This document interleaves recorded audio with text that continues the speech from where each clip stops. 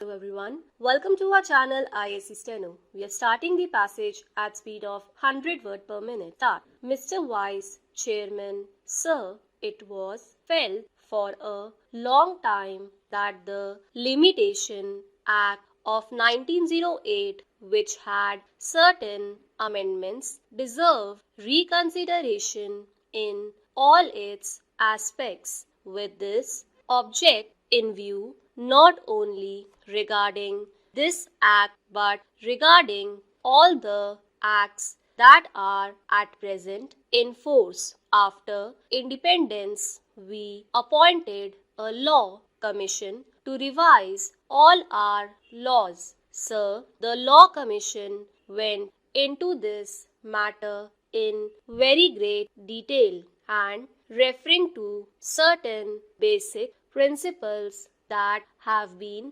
adopted and certain amendments that have been suggested by the Commission of Revision appointed in the United Kingdom. They have gone through the whole enactment and suggested certain modifications not only in sections but also in articles. I am very glad that the Law Ministry has brought forward the bill on the basis, as the Deputy Law Minister has pointed out, that they have not followed the recommendations of the Law Commission, but in general they have adopted the recommendations of the Law Commission in most of its aspects. Sir, as this matter is to be entrusted to the joint committee of both the houses, it will have the benefit of the deliberations of all those members who are in the select committee. And so, generally speaking, neither is this the occasion nor the practice to go into details, but we can just suggest certain general matters so that the select committee may take them into consideration while deliberating in detail on the different provisions of this bill. Sir, in view of my experience as a lawyer, I feel that the law of limitation is a procedural matter, except in certain sections where it confers definite rights on account of possession or certain other matters. We have to see that the matters that are disputed or are under litigation are disposed of in as short a period as possible.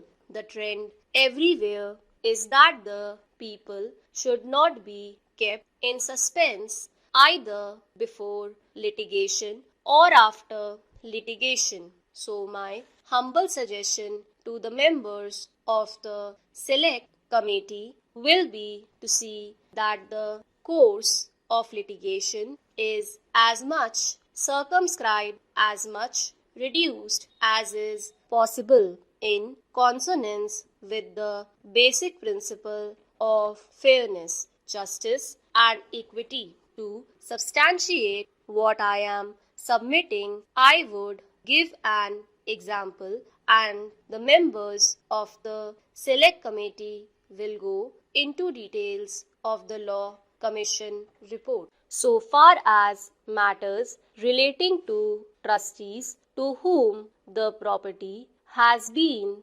entrusted, or in case of disability, as minors or insane persons and similar cases are concerned, of course, we will have to take all necessary precautions, and if necessary, we can extend the time so that these persons who are suffering under any disability should not in the long run suffer on account of the provisions of the Limitation Act. That is one of the fundamental things which I hope the select committee will bear in mind. apart from these two considerations, the other consideration that I will place before the select committee is relating to property, whether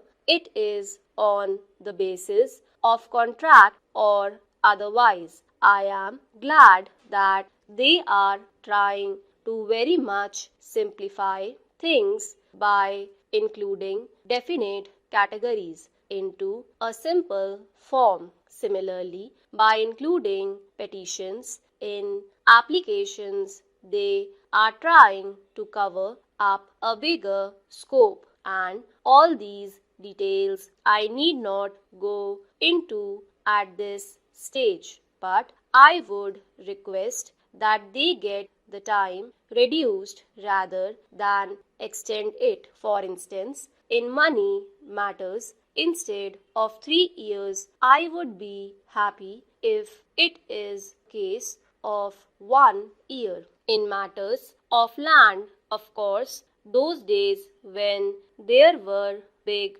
zamindars, big talukdars or jagirdars were different. Now the whole trend has changed. If at all a litigation is confined to commercial matters where everybody is alert, the circumstances do demand, and if there is anything wrong, if somebody wants to claim something from the other party, it is no use sleeping over it. So, the period of limitation should be considered in all these matters from this angle, that so far as possible, let the litigation be introduced or let the suit be filed as early as possible, and accordingly the disposal could also be done. So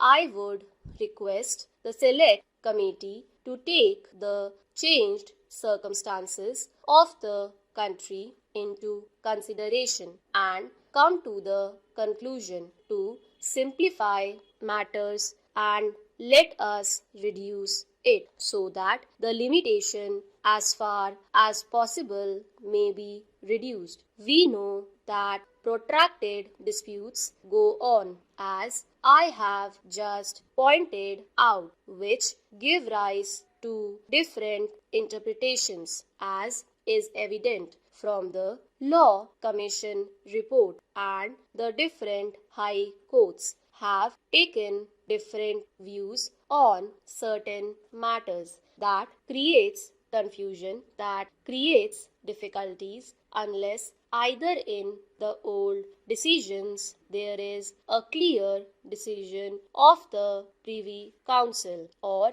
at present there is a clear decision of the Supreme Court, difficulties would arise. So I would suggest that all these cases should be taken into consideration. Stop.